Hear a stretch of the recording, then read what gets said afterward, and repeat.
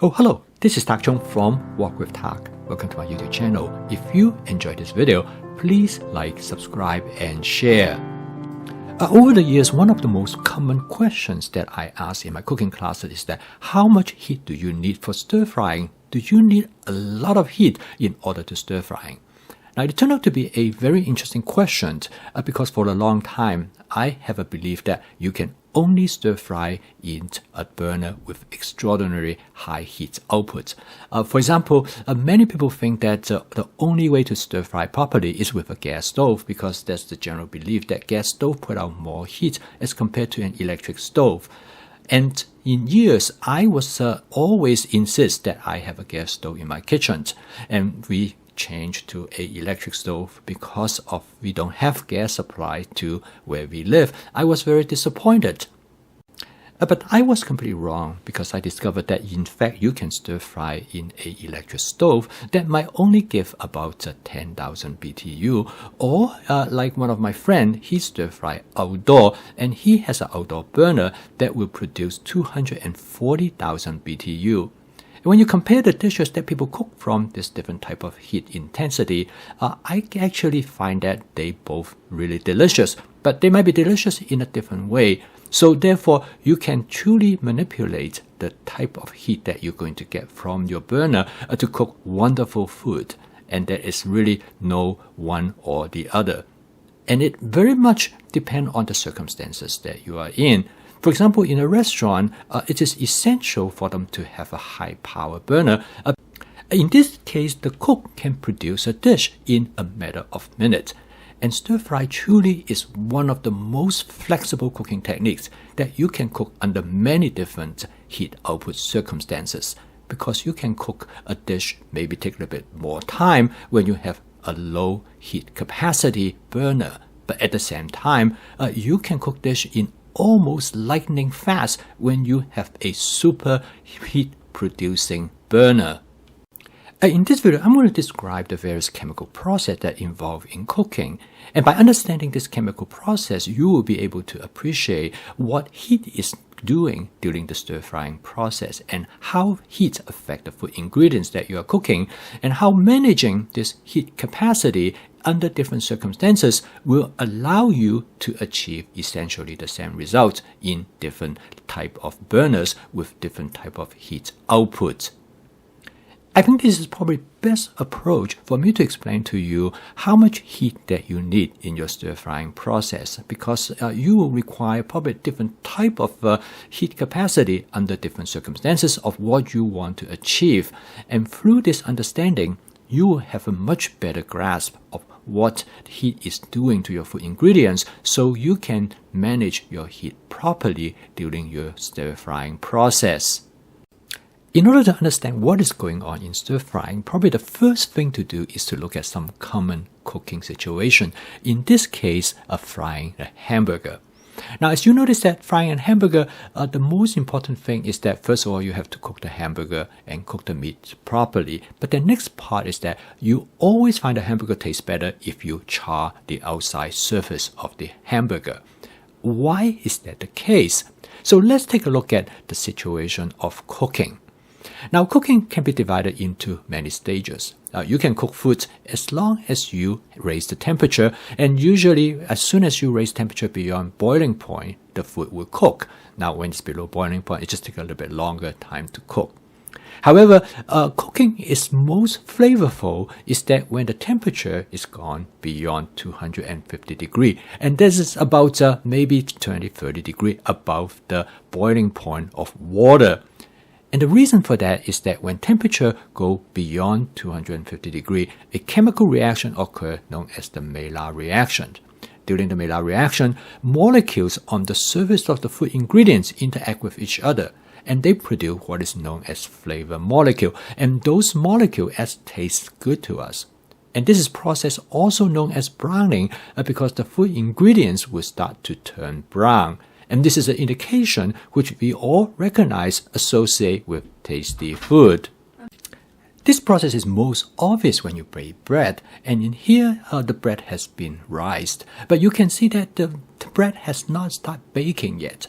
But when you turn the temperature to 350 degrees Fahrenheit, you notice that the bread starts to brown. And this is when the cooking process started. And the reason that bread tastes good is because at that temperature, flavor molecules will form on the surface of the bread.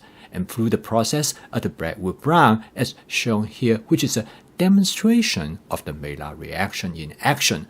You do not need the temperature to be anything higher, in this case, than 350 degrees Fahrenheit.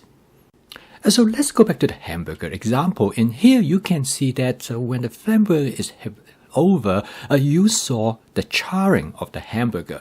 Actually, there's more than charring. There's another chemical reaction that took place. And as shown in this diagram, when the temperature goes beyond 300 degrees Fahrenheit, the surface molecule, particularly the sugars, will start to caramelize. And this will give that slightly char flavor as well as texture. And when the temperature reaches 400 degrees, the food ingredient actually will become burnt.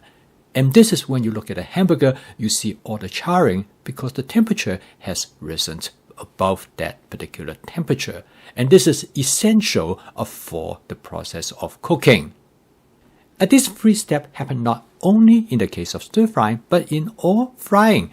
You start out at the temperature, go above 250 degrees Fahrenheit to initiate the Mela reaction, and then you go beyond 300 degrees Fahrenheit to have the caramelization, and then you go further on, then the food will start to burn. Now, if you consist at that temperature, the food will be badly burned. But if you only arrive at that temperature very briefly, only part of the food will burn, and this will lead to better flavor. And the reason that a grilled cheese sandwich tastes great is because it has gone through all these three different cooking steps. And because oil can be used at a temperature which all the reactions in cooking can take place, from the Mela reaction to caramelization to charring, oil is suitable to achieve all those qualities that we want in food. Now, however, when you have oil at that temperature, you will notice that as long as you add food ingredients to that wok, the oil temperature will drop immediately. So in the case of deep frying, you have a lot of oil, which is not a problem. The temperature will not be affected as much. But in the case of stir frying, you only use a small amount of oil. The oil temperature will drop rapidly. So in this case, if you have a powerful burner, then you can retain that temperature more efficiently. Now in this case, as you notice that as soon as I add the egg, the oil temperature dropped almost readily. And if you have a burner with low heat capacity, it will take a while for the oil temperature to catch back up again.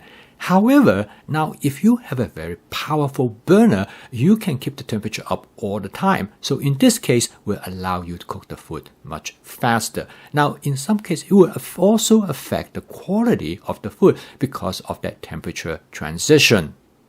And this temperature transition essentially is the argument that you should have a powerful burner because you will not experience that temperature drop. But is that essential?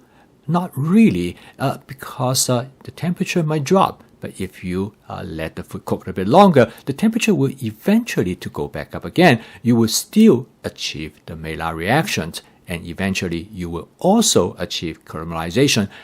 And if you cook the food long enough, you will have charring as well, as in the case with this shrimp that has been coated with cornstarch. Without any doubt, there is benefit to cook with a stove with a high heat capacity. First of all, you can cook food much faster, and you can cause caramelization and charring, in this case by introduce some alcohol that actually will cause burning of the food.